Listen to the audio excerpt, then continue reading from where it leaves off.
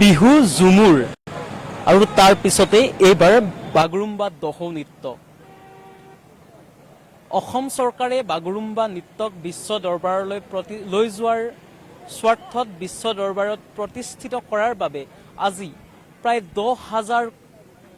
10,000ৰো অধিক বাগৰুম্বা নৃত্য শিল্পীৰ জৰিয়তে দেশৰ প্ৰধানমন্ত্ৰী নৰেন্দ্ৰ মোদীৰ সন্মুখত প্ৰদৰ্শন কৰিব বাগৰুম্বা নৃত্য। আৰু এই বাগৰুম্বা নৃত্যক বিশ্ব দৰবাৰত প্ৰতিষ্ঠা কৰাৰ বাবে অসম চৰকাৰে এক গুৰুত্বপূৰ্ণ পদক্ষেপ গ্ৰহণ কৰিছে। আৰু এই শিল্পীসকলে বাগৰুম্বা নৃত্য পৰিৱেশন কৰা শিল্পীসকলক 25,000কৈও টকা প্ৰদান কৰিব অসম চৰকাৰে। এয়া দেখিবলৈ পাইছে এনেদৰে বাগৰুম্বা নৃত্য পৰিৱেশনৰ বাবে বিভিন্ন অঞ্চলৰ পৰা ৰাজ্যৰ বিভিন্ন অঞ্চলৰ পৰা লোকসকল আহিছে, বিভিন্ন ব্যক্তিসকল আহিছে এনেদৰে বাগৰুম্বা নৃত্য পৰিৱেশন কৰিবলৈ। যিহেতু দেশৰ প্ৰধানমন্ত্ৰীগৰাকী আজি অসমত উপস্থিত হ'ব আহি সন্ধিয়াৰ ভাগত, আৰু সন্ধিয়াৰ ভাগত উপস্থিত হৈয়ে সৰুসজাইস্থিত ভুৱনেশ্বৰ বৰুৱা স্পৰ্টছ কমপ্লেক্সত উপস্থিত হ'ব আৰু তাত বাগৰুম্বা নৃত্য 25,000 নৃত্যশিল্পীয়ে পৰিৱেশন কৰিব আৰু সেয়া উপভোগ কৰিব। আৰু বাগৰুম্বা নৃত্যৰ সমান্তৰালকৈ কিন্তু ইয়াত বিভিন্ন লোক আহিছে। মই এগৰাকী ব্যক্তিৰ ওচৰলৈ আহিছোঁ। দাদা, আপোনাৰ ওচৰলৈ আহিছোঁ।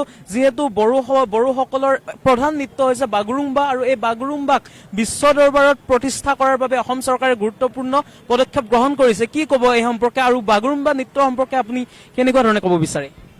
হয়, মই এতিয়া ক'ব বিচাৰিছোঁ অসম চৰকাৰক আমি ধন্যবাদ জনাব বিচাৰিছোঁ ডক্টৰ হিমন্ত বিশ্ব ছাৰে, যিহেতু আমাৰ বড়ো সমাজত তেখেতে যথেষ্ট হেৰি কৰিছে, আমাক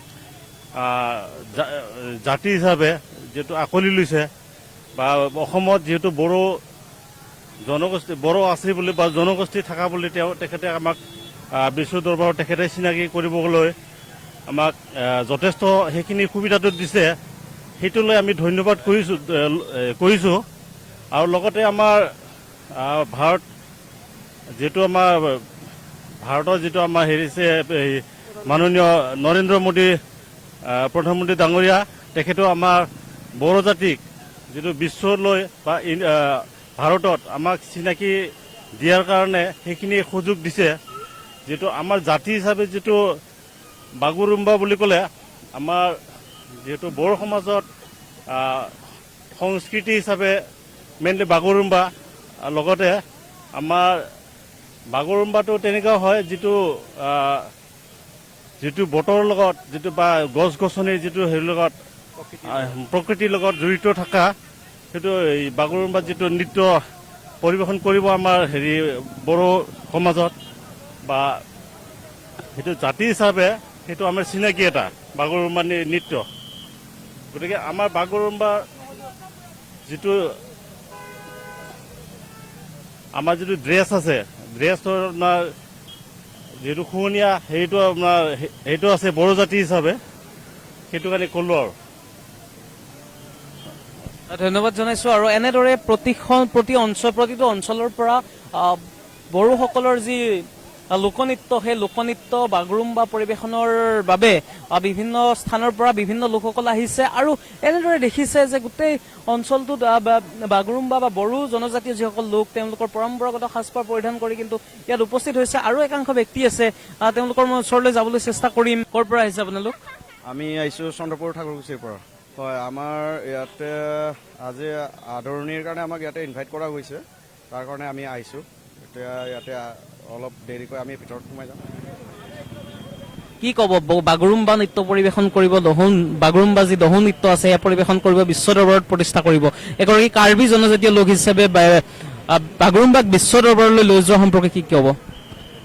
এইটোতো ভাল পদক্ষেপেই লৈছে চৰকাৰক আমি এইখিনিয়ে ধন্যবাদ জনাইছোঁ, যে আৰু আমাৰ অসমত যিমানকেইটা এতিয়ালৈ বৰ্তমান কালচাৰেল আছে, সেইকেইটাকো যাতে এনেকুৱা ধৰণে আকৌ আগুৱাই লৈ যায় বিশ্ব দৰবাৰলৈ, তাকে আমি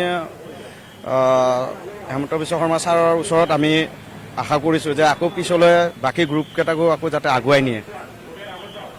বাগৰুম্বা নৃত্যক বিশ্ব দৰবাৰত প্ৰতিষ্ঠা কৰিবলৈ আজি সৰুসজাইত গুৰুত্বপূৰ্ণ পদক্ষেপ গ্ৰহণ কৰিছে। কি ক'বা এই সম্পৰ্কে? বহুত ভাল পাইছোঁ, যিহেতু বাগৰুম্বা ৱৰ্ল্ড ৰেকৰ্ড হ'বলৈ গৈ আছে, আৰু আশা কৰোঁ যাতে বড়ো বুলিয়ে নহয়, যাতে আৰু যিমান কাষ্ট আছে সিহঁতৰো যাতে সেনেকৈ ৱৰ্ল্ড ৰেকৰ্ড বিশ্ব দৰবাৰত লৈ যাব পাৰে, সেইখিনি আশা কৰিছোঁ মুখ্যমন্ত্ৰীৰ পৰা। ধন্যবাদ।